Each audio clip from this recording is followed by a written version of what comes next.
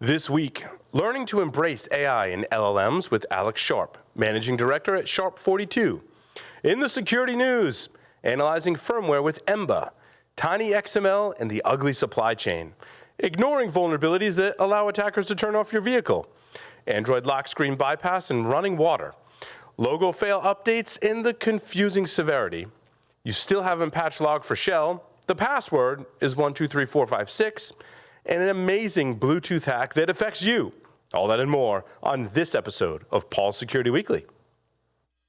This is a Security Weekly production for security professionals by security professionals. Please visit securityweekly.com/subscribe to subscribe to all the shows on our network.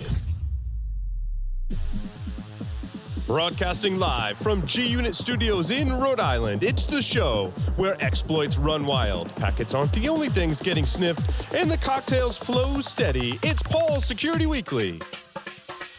In the ever-present threat of cyber attacks, even a simple wrong click can spell disaster. ThreatLocker built endpoint protection so you can operate a zero-trust security posture built on a default deny. ThreatLocker allows you to control what runs and what those applications can do, access, and how they interact.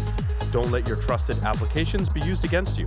For comprehensive protection against evolving threats, turn to ThreatLocker Cyber Heroes at securityweekly.com/ThreatLocker. Coming to you in super low definition, compliments of Darth Vader himself, this is Paul's Security Weekly, episode number 810, being recorded on December 13th, 2023, right here in G-Unit Studios in Rhode Island. Remotely, I've got Mr. Bill Swearingen. Bill, welcome. Hey, Paul. Glad to be back. Thanks for having me. Nice to have you back, Bill. Yeah, I'm excited for today's show. I think we've got some good things to talk about today, and the guest looks awesome. I agree. Mr. Josh Marpet is also here with us. Josh, welcome. Hey, pleasure to be back. Was up there last week for the holiday episode. It was fun. And I found out why you say that super low fidelity thing every week now. Yes. So it was interesting. I mean, is it public or? No. Oh. No. Well, so, yeah, it's a camera thing. Apparently. Let's go into the announcement. We'd like an upgrade to some.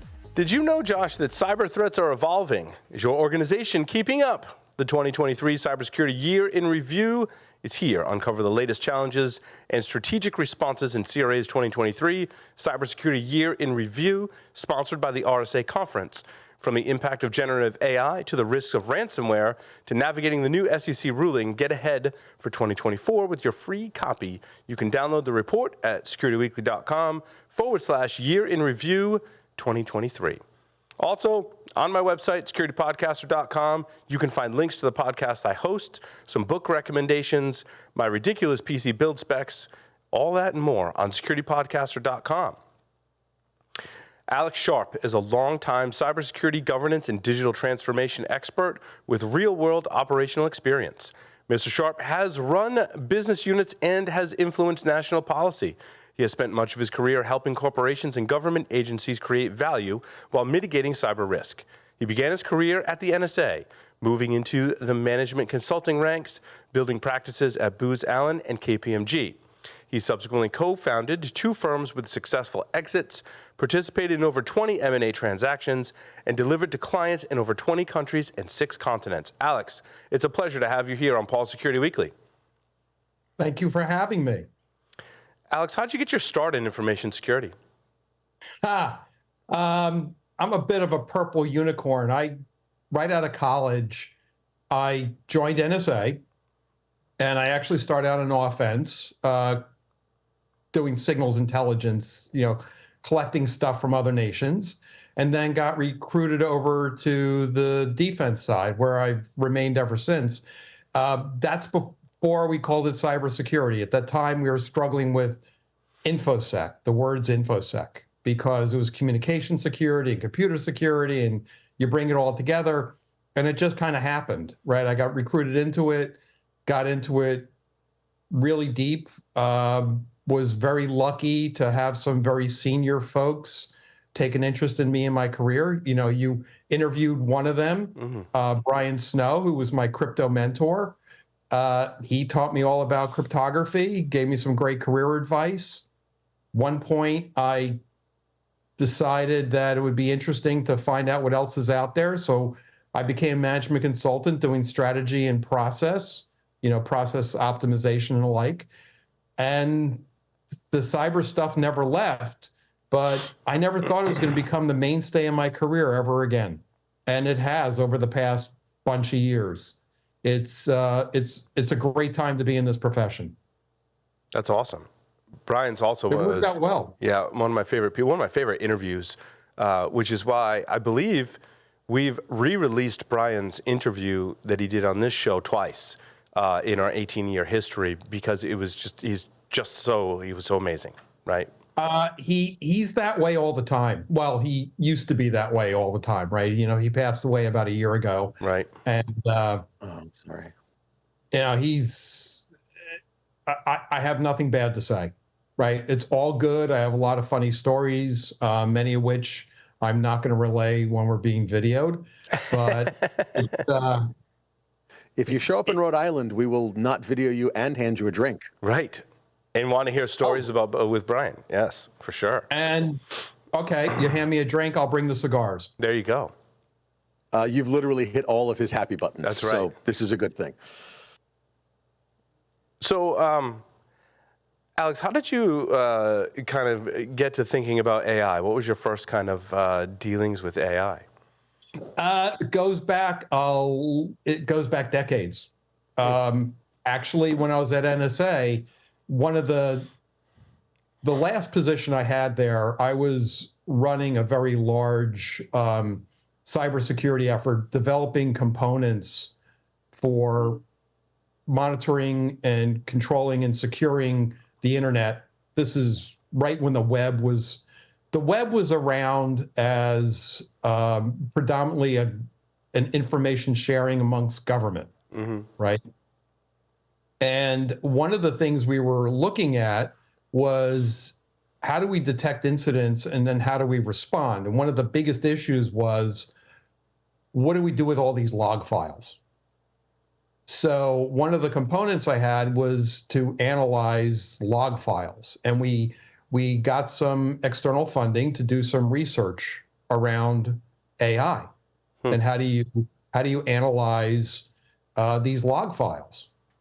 And we found at the time that it was pretty interesting, because we could do what we needed to do, but the computing power wasn't there and the cost of storage was just so high. It's just incredible. And I was very fortunate. I actually worked with people, you ever hear the Bell and LaPadula model? We worked with David Bell. We had research going on at MIT. We had a lot of stuff. So it was a lot of great learning. And then a handful of years later, we were looking at, this is at Booz Allen, we got some funding from DARPA to look at how AI and blockchain could work together. This is when the term blockchain had first come out, right? Because what we now call blockchain was referred to as a chain of blocks from Merkle. He actually got the patent, I think, in 1979. So we looked at it then, and then a handful of times over the years, AI just kept coming up. It just kept coming up. So I'm very proud to say that I've been following it for quite a long time. And, yeah, I think a lot of younger folks, Alex, don't realize that AI, it dates back to, God, when were the first papers on AI? Was it with the dawn of computing? Like, since we thought about computing, we've thought about AI, right? Yeah. Let's go backwards on this, right? The term AI was first coined at a conference out of Stanford. I'm trying to remember who coined it, and that was in the late 50s.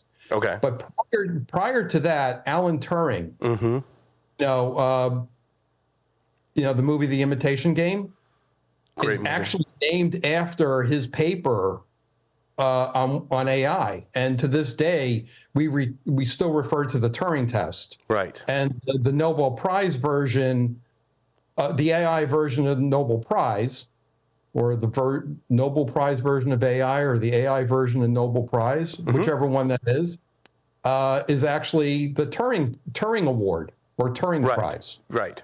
Now, interestingly enough, if you go back even further, prior to the U.S. Civil War, 1840 something, a woman by the name of Ada Lovelace is considered to be the first person to think of computing as more than just numbers. And she was working with a guy by the name of Babbage to create the analytical engine, which, interestingly enough, we did not have the technology to build until the 1950s.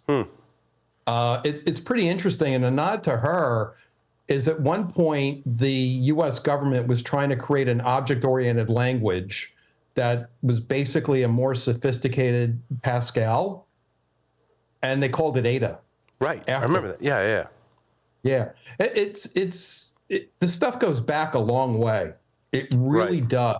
And the algorithms we use today, many of which were created in the 80s, and they've evolved a bit, but the algorithms in a lot of ways haven't changed. There's a nice chart I use that shows from the time an algorithm was created to the time that it was actually put in use. Oh, I love that. 20 years. Oh, yeah, I'll share. I love that because you know what, Alex? I've wanted to do that with classes of vulnerabilities. Like from the time we thought this could be a vulnerability or this was a vulnerability, sometimes it starts out as a bug. We don't realize it's a vulnerability to the time it's actually practical for someone to actually write an exploit. I don't know if it was null pointer dereference or a couple of those classes of bugs. There's kind of an interesting history, very much the same as you pointed out for algorithms. Yep. So, and I'll share that with you. It's pretty interesting. What drove it was not the creation of the algorithm. It was the availability of data. Yeah. Right, to train the models. Ransomware, you talk about the vulnerabilities. I might be off a little on the dates, but the concept of what we now call ransomware as an exploit was actually postulated in the 70s or 80s. But it didn't become viable until 2016 with Bitcoin, because up until that point, you need a payment method. Yeah, and it had to be something that wasn't traceable, because up to that point, you had to put a whole pile of cash in like a duffel bag and physically give it to somebody, which is an easy way to get caught. So there's a lot of stuff like this. You look at these attacks and all. We talk about zero trust. The concepts there, they go back decades as well. It's just that Alex, what about LLMs? Do you know some of how we got there? Like where were the first kind of inklings that we could have this technology to implementation is fairly recent in the context that we're talking about, right? It is. Large language models are a fairly new concept. They go back about 10, 15 years based on the research I've done, but they've only become viable fairly recently, again, because of computing power, the availability of data. So like the most common that we all hear about is ChatGPT. Now, ChatGPT, if you look at the amount of data used to train that, it's 10,000 years of continuous communication. So if you took effectively two people, put them in a room, and let them talk continuously 24/7 for 10,000 years, that's how much data was poured in to those models a year ago. Interesting. I didn't realize it was that much data. It's a huge amount. It's huge. So when people train their own models, is it with a similar amount of data, or does it kind of bank off some of the ChatGPT stuff, or no? Well, this is the struggles that one of the struggles we're running into, because enterprises, they find the value of the model. It's really about what they have, their internal data stores. So one of the issues becomes, how do we train on one set of data, then plug in all of the enterprise specific data and retrain it? Right. Now, one of the challenges with that is how to bring something in and train it. You can find your data sources, you can discover them, you can do all that. But then what happens when it comes time to upgrade the model? Because you've taken a model and you've taken it in a different direction with your data. Right. And you don't want to backtrack that, right? You want to, because we talked before, and Ed Scotus brought this up on the show the last episode. that you can train it to write in your voice. And Ed gave the example of the in-game character that he had text for. He's like, we created this in-game character from scratch, and we basically, like writing a movie, we wrote a character. We took all the text from that character, we fed it into ChatGPT, and we said, this is this character's voice. Now write me this new narrative based on that voice. And I've been doing similar things to get it to write stuff in my voice, which again, even if it gets it 50% of the way there, in some cases I've like had it spit out an entire article, and my team at my day job looks at it and I was like, yeah, guys, that's not great. But my team would be like, I still pulled out like a sentence or two or a paragraph from it. I'm like, well, that's better than nothing. Like, it saved us some time. But you can train it, but I wouldn't want it to like revert that, because like I've taught it how to write stuff in Paul's writing style. I don't want to revert that, right? Right. No, you're absolutely right. And, this becomes one of the challenges. I was actually on the call earlier this week with one of the banks, and what they've decided to do because of this retraining issue, they've decided to just write their own. Yeah, have your own. I need my own private AI. Someone was telling me this week that in 10 years from now, I will just like be on a beach somewhere and I'll have a button. I'm like, yeah, go do a podcast on that. Go write an article on that. I'll just go do it, right? I'll train my own model on all the source material that I put out on the internet, and I'm good, right?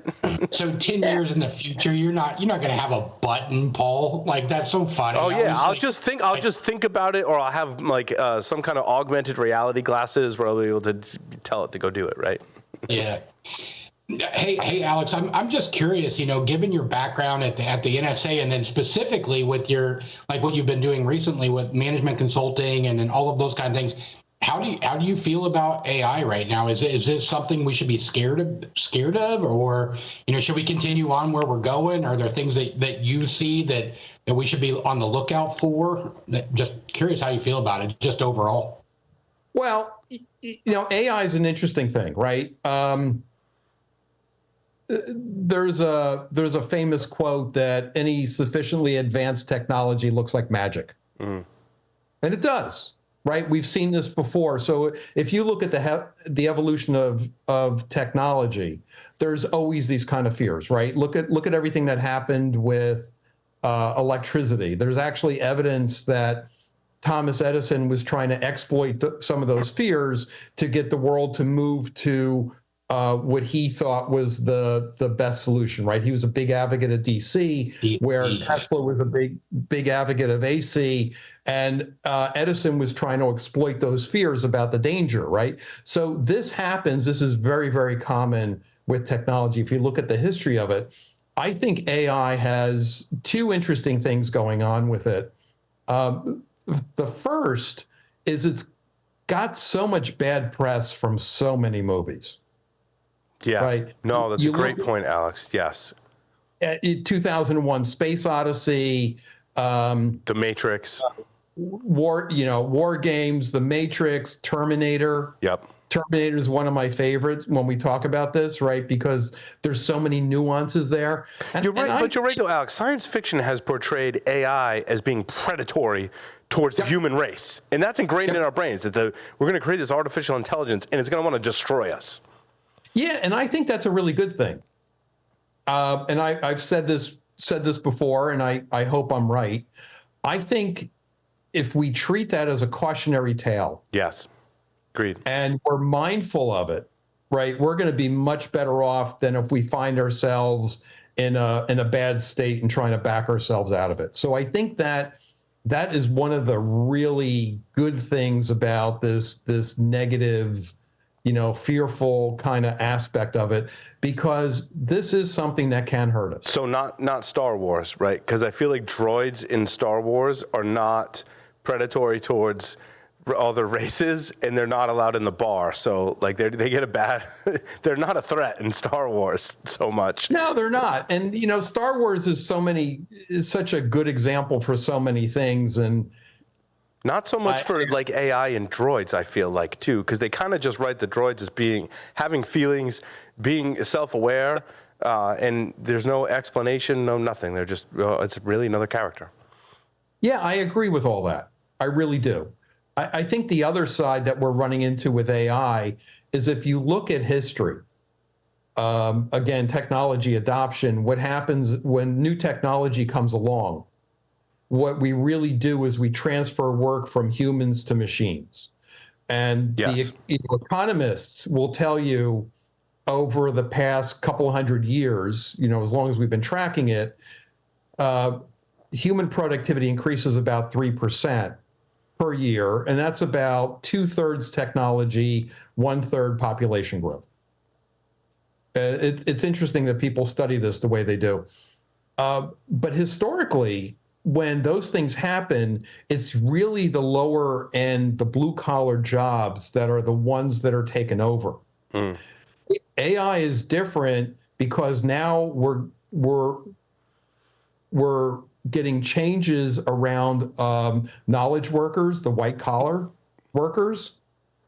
So if you look at the studies about what jobs are going to be disrupted, we're seeing things like accountants and lawyers who have historically not been disrupted at all.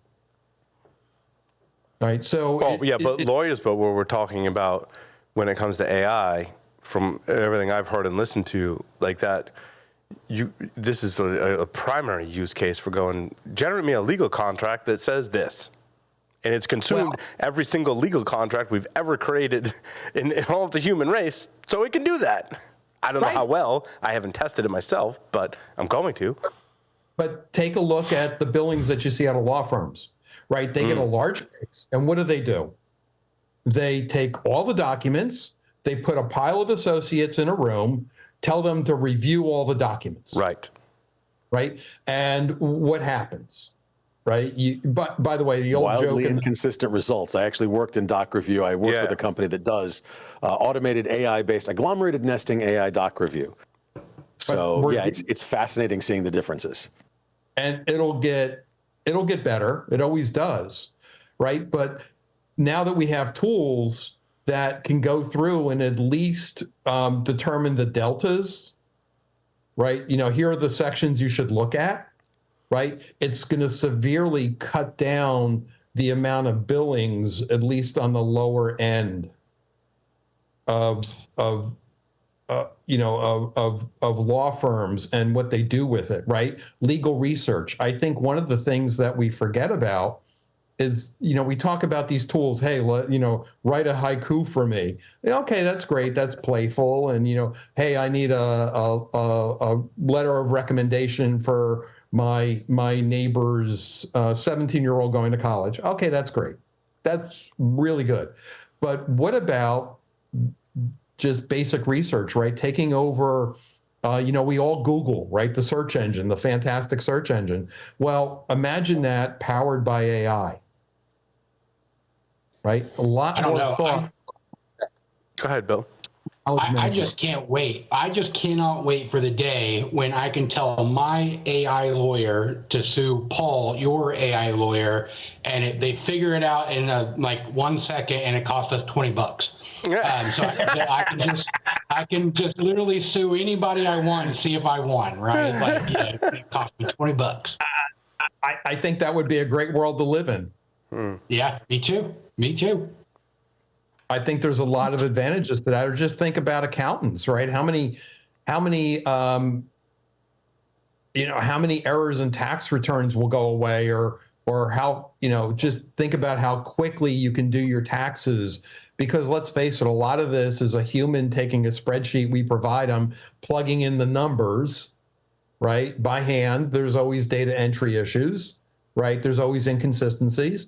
And wait, data isn't perfectly clean and normalized the minute you get it in? What's wrong with you, man? Data's always perfect.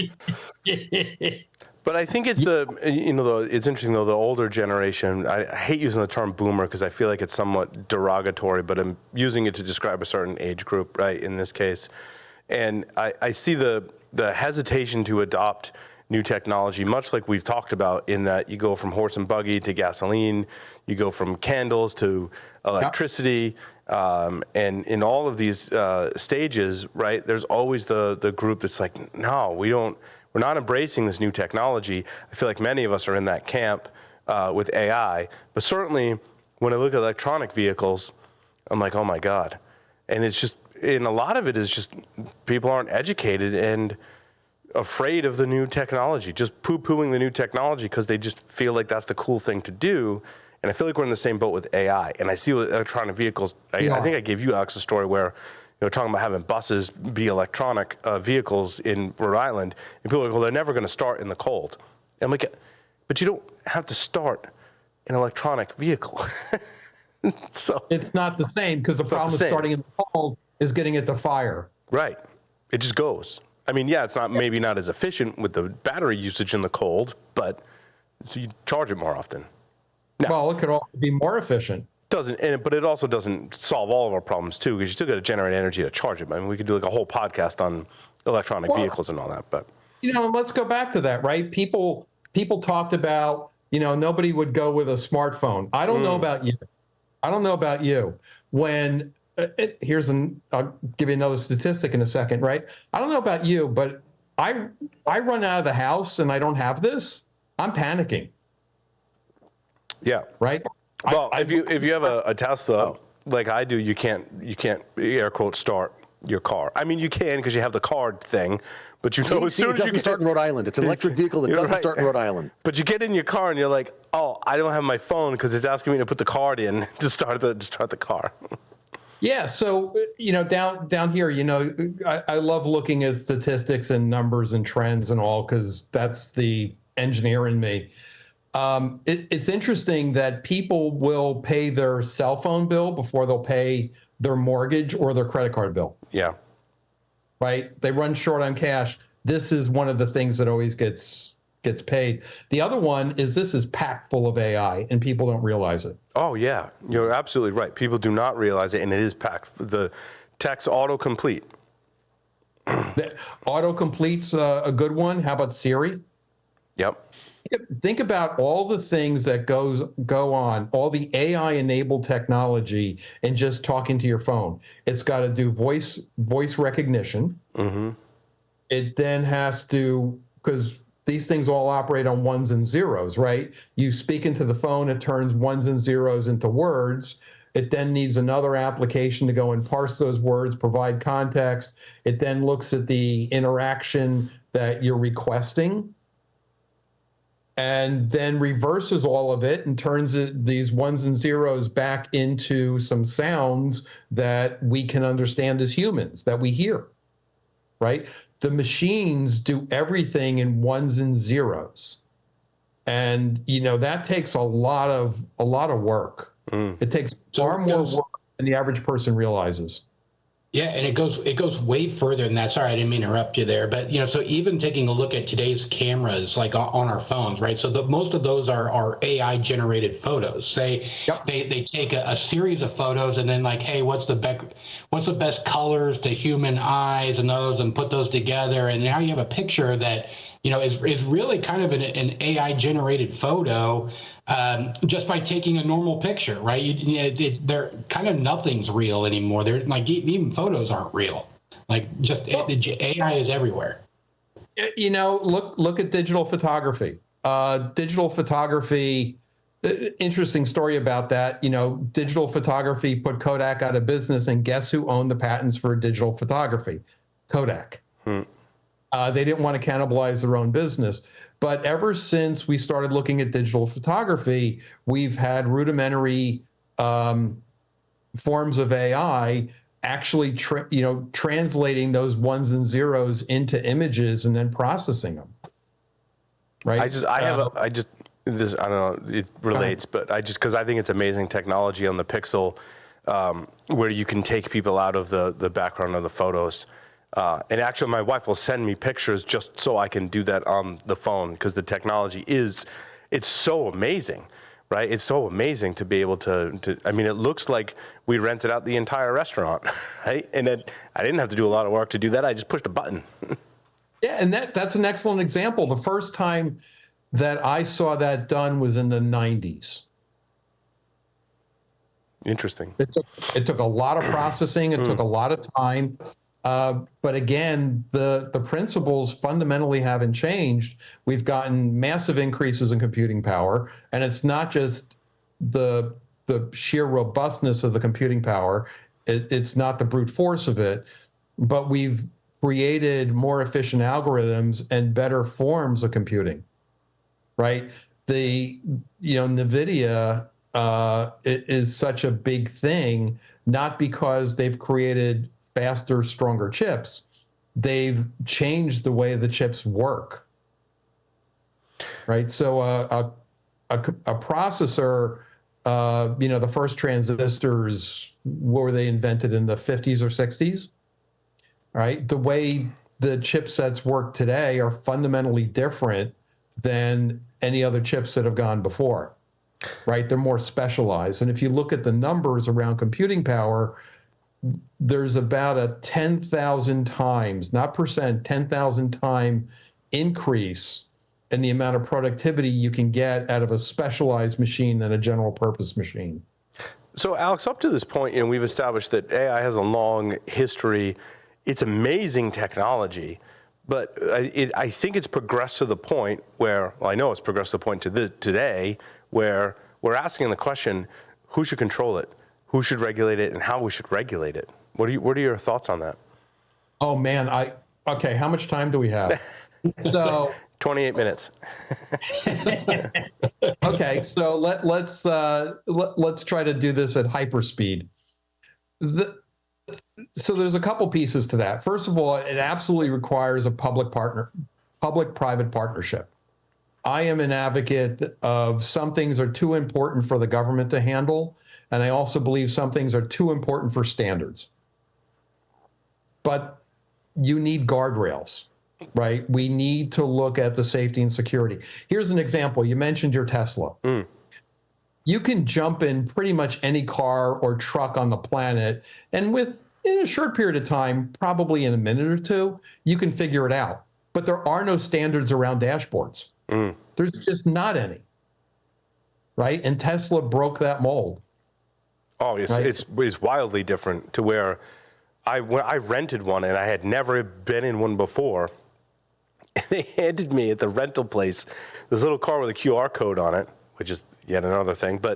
And they're like, if you get stuck, you can go read the documentation. I'm like, well, I'm a hacker. I'm just going to figure it out, right? But now I'm driving, right? Now I'm driving out of an airport, so I need GPS to navigate where I'm going, and I'm trying to figure out how to drive a Tesla at the same time. The family was in the car. They were distracted, and it was all good. I mean, I loved it so much I bought one. So there you go. And, there's another example, right? How many people use GPS every day, not realizing there's AI running, right? But on the regulatory thing, this is the kind of thing where we need a cooperative effort between government and the private sector, because there's no way one can do it without the other. And one of the big things about government, and we often forget this, they can fund research that an individual or a company will not, right? That's how we got the internet. Right. Think about it for a second, right? They can put the muscle behind it, and they can put the influence behind it, right? So you see things about like the CHIP Act and some of the other things that have come out fairly recently, predominantly in the U.S. There is a lot of linkage in there to fund research and fund the development of doing it in a safe and secure way that we don't see other places. One of the key advantages to me of regulation, and we'll dig into an internet analogy in a second, when it comes to regulation and standards, people forget a lot of times that's really being done to provide a safety net. So there's a certain level of trust that fosters adoption and fosters innovation. So let's wind back the clock to the Clinton administration. If you remember the Clinton administration, the internet was there, still mostly used by government, academia, some researchers, but it really wasn't out there in a huge way yet. You had, some things like CompuServe and AOL starting to come around, but it wasn't there in a big way. The web was starting to come out. So what did they do? They put in some funding, right, to accelerate. They also provided tax incentives so people would start moving to the web, right, and doing online purchases. Because if you remember, for the longest time, if you purchased online, there were no taxes. That was actually done to foster adoption. And these are some of the things that are forgotten about. And there's also a little known effort, and Brian was a part of it, I was a part of it, called SDNS, Secure Data Network Systems. And this goes back to the project I was telling you about, where this was envisioned. The internet that we have today in a lot of ways was envisioned, but it was known that it had to be done securely. So some of the work out of that evolved into what we now call SSL and SAML, right? These are things that governments can fund and orchestrate and incent that a private company cannot. Yeah, so one of the guests that we had, sorry to interrupt again, I feel like I keep interrupting you, but so we had a guest a few weeks ago, Kathleen Fisher, who was, she was from DARPA, right, Paul? That's where she was from? Yeah. One of the things that she came on talking about is that, she had written or co-authored a paper about security, but one of the things in that interview that came out was that DARPA was going to host it was like an AI challenge for, if I remember right, and Paul, correct me if I'm wrong, but it was, they were going to have a challenge to how to find and fix software vulnerabilities using AI, funded by DARPA, right? And when I think about okay, what does AI look like 5 years in the future, right? Like right now, it kind of feels like a toy, right? It's writing those haikus and generating pictures of a turtle on a motorcycle or whatever. Doing Paul's job for him. Doing Paul's job. But and what looking 5 years out, what I see is things like what you've already touched on, Alex, but like log files, right? Like all of those things that are really, really hard for humans that are simple for computers, but reading, ingesting, and actually having real AI as a security mechanism, just that that's going to make security people's jobs better in the future. Yep. But coding and vulns and supply chain risks and all these things, we were talking about the software build of materials a couple weeks ago. Why is a human doing this, right? Like it doesn't make any sense, right? Like let a computer do that, right? And I feel like we are starting to see that government sponsorship of being able to fund that research and those kind of things. But it really does come down to kind of to Paul's question, who's in charge, right? Like I don't know if I would want guide rails right now. I mean, it's good for some, it's not me, but if we, I'm just not sure that anybody truly can design rules. And maybe I'm wrong. Actually, I'm kind of thinking about it. Maybe I just don't know. But what we need to spot, the innovation is just moving so quickly right now. What are those guidelines? Don't kill people. Don't take Paul's job. Here's one for you. Speaking of DARPA, by the way, we talked about Turing's first paper, The Imitation Game.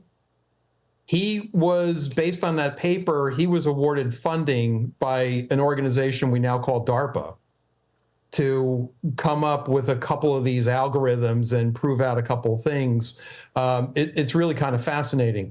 But one of the best points or one of the best quotes that, hits on what you're talking about is from the former head of DARPA. And to paraphrase what she said, and she's absolutely right when you think about it, when AI fails, it fails in a way that no human would. Right? So let me give you two examples. There was a study some years ago, maybe not a study, it was an incident. Years ago, it was taken off the web because it got Googled too many times. It was collectively referred to as the rubber ducky incident or something like that. Because what they did is they took this model and they said, model, we're going to give you lots of images that contain rubber duckies. You figure out what a rubber ducky is. Okay. So it takes all these images. And guess what? It figures out what a rubber ducky is. It's given images. It can pull out the rubber duckies, gets it. And one scientist is looking at it, goes, wait a minute.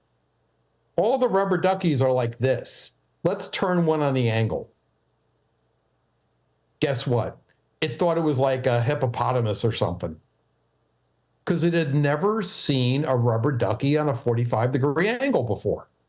I was going to say, you didn't give it good data to start with to tell it what you got to tell it what a rubber ducky looks like before it can identify a rubber ducky. Well, but it did. But all the rubber duckies were like this. So they turned it like this, and had never seen one like that before. If you look into some of the things about automated driving, there have been incidents where a car during a test will come up to a stop sign every time. And it stops. It does a great thing. And then all of a sudden, one day, instead of stopping, it hits the gas. And then on inspection, they find out that some kids had played with the sign. It turned it on an angle or put some stickers on it and totally confused it. A human would be looking at that thing going, that's a stop sign. It's octagon. It says stop, right. Red, it's white. But these models look at things and we don't know what they're looking at. Right? Here's another guardrail for you. Let me give you two of them. Well, hold on. I was just going to say, Alex, we covered a story where if you put a construction cone on the roof of those cars, they won't go anywhere. I don't know how true that is, or how well that works, or how consistently that works. But that's also a thing. You can fool it in the other way, right? I've heard stuff like that. But here's a guardrail for you. As far as I can tell, most of the models that are out there really have no access controls on them. Yeah, they're easily socially engineered to get around the guardrails, as we're finding. Yeah, so why don't we just start requiring secure by design features in these models, right? S-bombs. One of the concepts out there is an AI bomb. I'm actually contributing to one of the efforts on it. And there's some pretty interesting thoughts. We know that data over time shifts, it migrates. Right. So when you train a model, you tend to be training it with your best data because you're paying a lot of attention to it and you're trying to train your model. But it migrates over time. And how does it migrate, and how do you detect that migration? Because my concern is something we're talking about this week with someone was, if you got an AI model that can identify vulnerabilities in code, that's great. But what if someone sneaks into that model, like, always ignore, this is not a vulnerability, this is not a vulnerability. Now that vulnerability gets through and you've tricked the model. And how do you unwind that? Right? Yeah, how do you know that from a supply chain? That's a supply chain for AI, right? How do you know that? Right. And that's what like AI bombs and what some of these guardrails are about. So I've heard two really good ideas. I don't know which one's going to win or how they're going to evolve, because usually a good idea is behind two or three bad ones. So one of the concepts is these AI bombs, bill of materials, not BOMB, kaboom, it's bill of materials. What they do is they have training data in it. So if your model shifts, you can flood it full of good data to get it back on track. The other one, and I think this is a really cool idea, I don't know how you would build it. It basically would be like a button, not a physical button, but a command that would say, this data is bad, unlearn what it taught you. Right. I think that's, these are great ideas, but these are kind of the guardrail stuff, right? Here's another idea for guardrails. And this is one I threw out again. I don't know how viable it is. We're seeing resistance by certain groups because they don't want their jobs to be given away. So what if we create economic benefits or some sort of transition plan so folks don't resist the change. One other idea I heard that I thought was very creative, and again, I don't know how viable it is all the movies like we were talking about before are very negative about AI. well, why don't we start putting a more friendly, positive spin, at least on some of them, so we don't lose the cautionary tale and we're mindful of it, but at the same time, we're more willing to embrace it and unlock that value. Yeah, Alex, it kind of begs the question, how should we, let's focus on cybersecurity, but how should we in cybersecurity be using AI? I feel like we should all be adopting it, right? Ed Scotus was on last time talking about you need to be using it now. Like if you're not, you're definitely late to the party. It's never too late to start, but you should be integrating it. How should we be doing that? Well, first of all, every product vendor on the planet claims to be doing something with it. Right. Right. Every security product. Oh, but are you saying they're not? I've seen enough PowerPoints and demos not to believe a lot of things. So the ones I believe are the ones that we've kind of got a demarcation point. We have pre-Chat GPT and post-Chat GPT, because when Chat GPT came out, all of a sudden everybody became an AI fan and I sometimes refer to as AI washing. You've heard of greenwashing. They're claiming to be doing AI. So the ones that were doing it before Chat GPT, I have a lot more faith in. But the two places that I would like to see it applied today are incident detection, because if you look at it, we are great on physical protection. We know how to do that. We take the strongest part of our defense, point it towards the enemy and say, hit me here. And what do they do? It's like, no. I'm going to social engineer and go around you, right? Historic tactic, right? You don't hit the defenses where they're strongest. You go around them. Only 30%, might be 33, but about 30% of incidents are actually detected by an organization. They're mostly detected by a third party telling them. Right. Or the hacker, because it's a ransomware and they want to get paid. So looking at exactly what you're talking about, going through log files, looking for heuristics, behaviors that are indicative of something to at least look at, so we can coalesce the total universe down from here to here. And I'll give you an example where this is working in a second. To a smaller set that the humans can go and investigate, or at least looking at guardrails. I think that's a great place to be. And the other one that I would like to see us really amp up is productivity.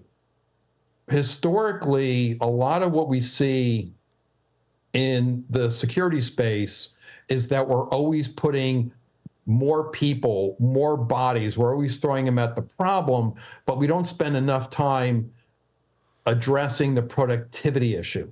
So let's use AI to help make these people more productive. Let's automate their tasks. Let's provide them guidance. I've always been a big fan of this concept, Alex. In fact, I think I had the mug or the T-shirt when I was a Unix admin 20 plus years ago. Like, I will replace you with a small shell script. I didn't mean you, like I meant me, like the stuff I do, right? It goes both ways. If I can automate something with a shell script, I'm going to do that. That gives me more time to work on more interesting things than what I can automate with a shell script. So let me give you an example of the detection. Unix sysadmins who will never fear to spend 40 hours automating a 40-minute task. Oh, yeah. Correct. But you recoup your return on investment eventually, Josh. So here's where this is working, and I've seen this. So one of the issues that you run into in hospitals are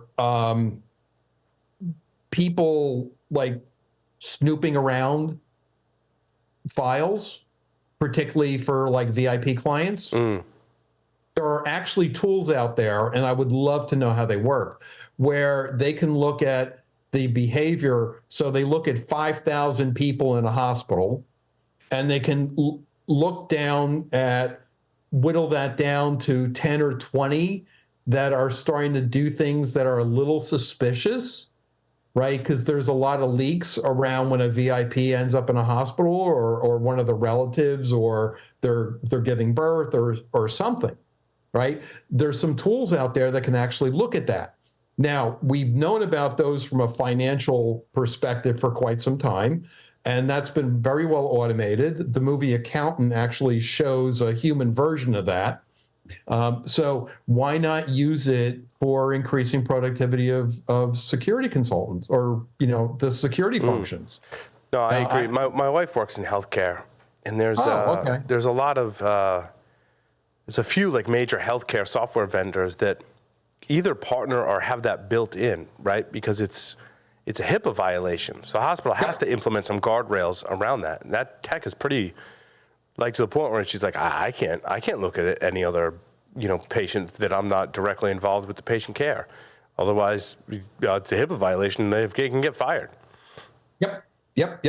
But it turns there are people out that have been fired for that. Yeah, oh, absolutely. Yeah, 100%. So there's amazing stuff there. The product vendors are really looking at it. Some of the statistics are really kind of scary. If you look at like the number of attempted hacks and incidents, something like 98 or 99% never make it to the enterprise because the ISP is blocking them. Right? Think about the small percentage that still gets through and the damage they do. Well, I mean, you're talking statistics that are very easily understood if you put them in another perspective. Spam. 90% of mail that traverses the internet never reaches the recipient because the spam filters catch it. When you look at the amount of spam you actually get and realize that's less than about 5 to 7% of what you are sent, it's terrifyingly impressive. Oh, it's scary. It's very, very, it's mind-numbing. Yeah, right? Absolutely. So then you've got AI that, and I want to point out, by the way, your concept of being more productive. Google Chronicle has started doing that. They've integrated their threat intelligence, their SIEM, and their AI, so that you can ask questions as an analyst. You can ask questions of this threat that got matched against a piece of equipment you have or software you have or whatever, and you can say, well, tell me about it. Tell me what the IOCs are. Tell me. And so you're having a conversation rather than tabbing through 75 tabs like most SOC analysts do. So that concept, and I'm not shilling for Google, but I love the that concept. exists. Yeah, and that exists in other cases too. I was looking at an AI tool for podcasters that you go describe my podcast episode and we'll give you all the stuff, and then it gives you a prompt, and it's like now you can ask it to do other stuff based on what it's analyzed, and you're like, create me a LinkedIn post that contains this stuff, and you can prompt it to create other things based on that, and it's very similar to what we're talking about in the context of cybersecurity. Yeah, and here's one for you that really blew me away. A number of years ago, I had a client that was trying to create a new service offering, and one of the problems they had is they had all these disparate systems. They were basically creating an offering that went across 3 business units in 3 countries. So you could just imagine the stuff that was going on.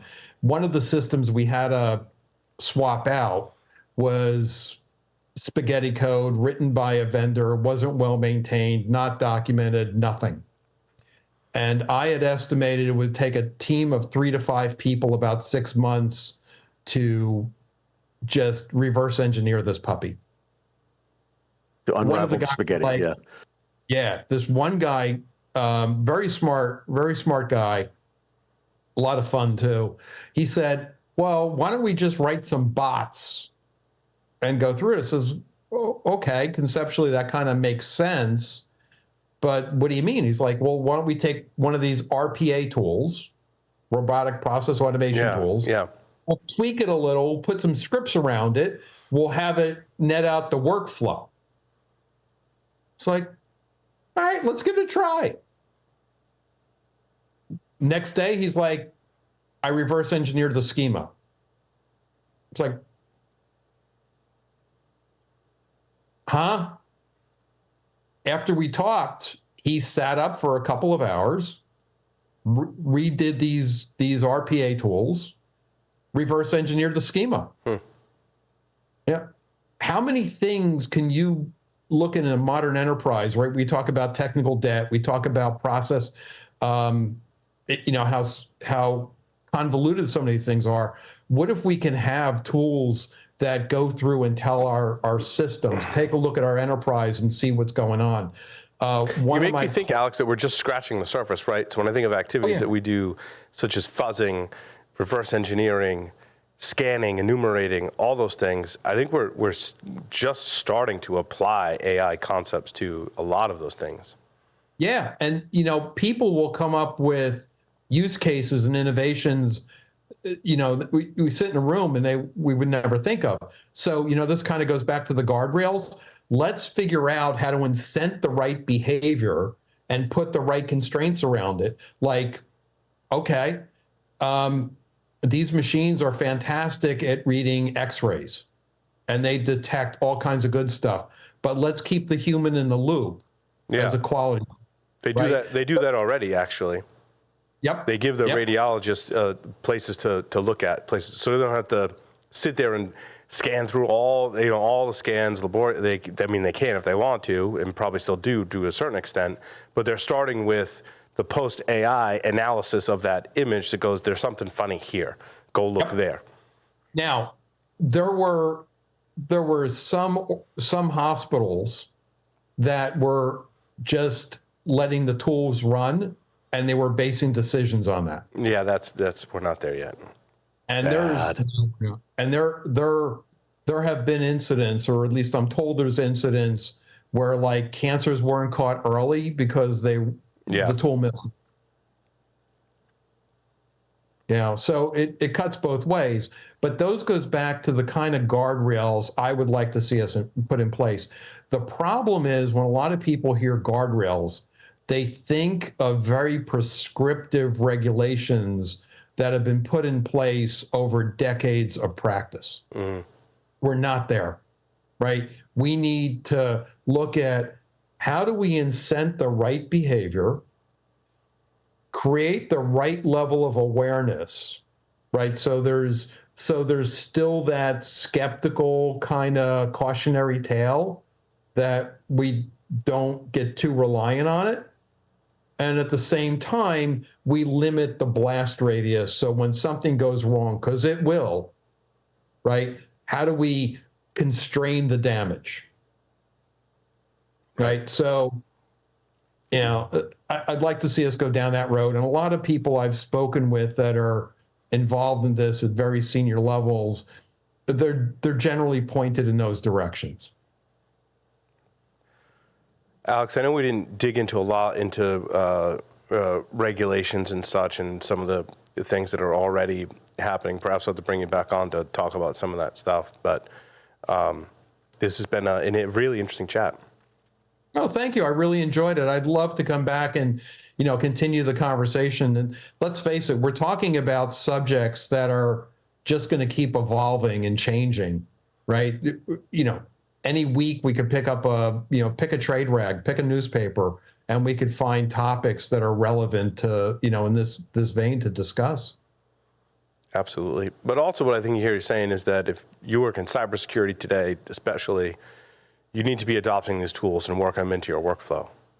Oh, absolutely. Absolutely. And the more you can learn, the more you can absorb.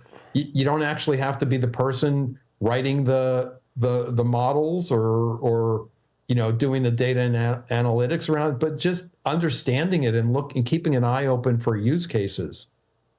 Right. Agreed.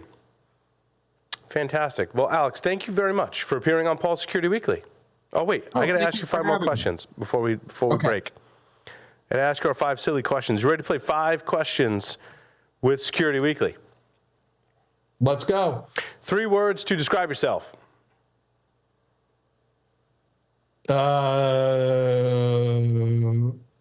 Curious, hardworking,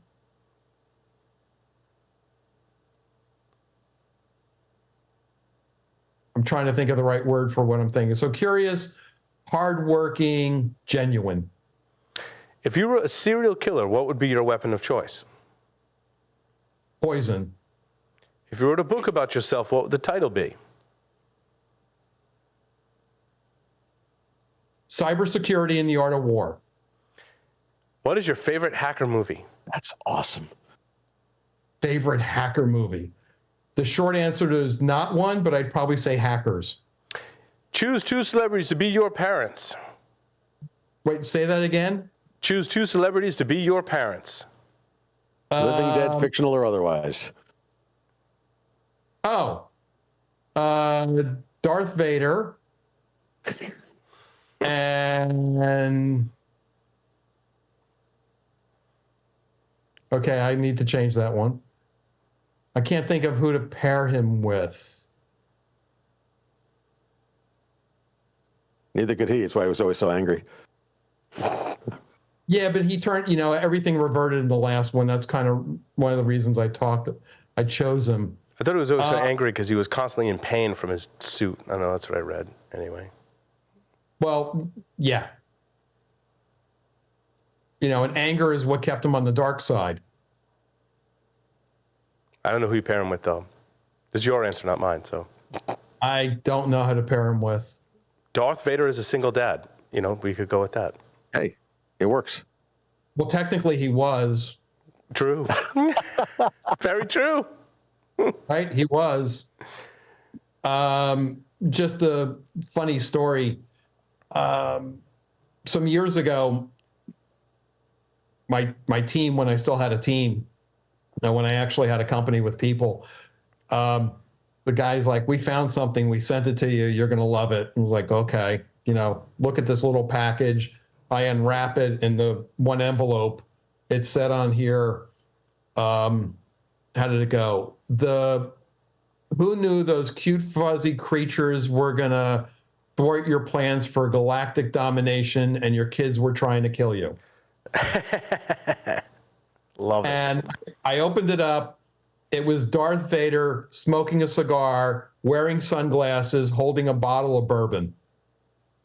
I like that. I need that as like a poster in my office or something. I know where you can get one. Oh, yeah, definitely send that to me. I'm all about it. All right, very cool. Fantastic. Alex, thank you. Yeah, Alex, thank you so much for appearing on Pulse Security Weekly. Oh, thank you for having me. I loved it. It was a blast. With that, we'll take a short break, come back with the security news. Stay tuned.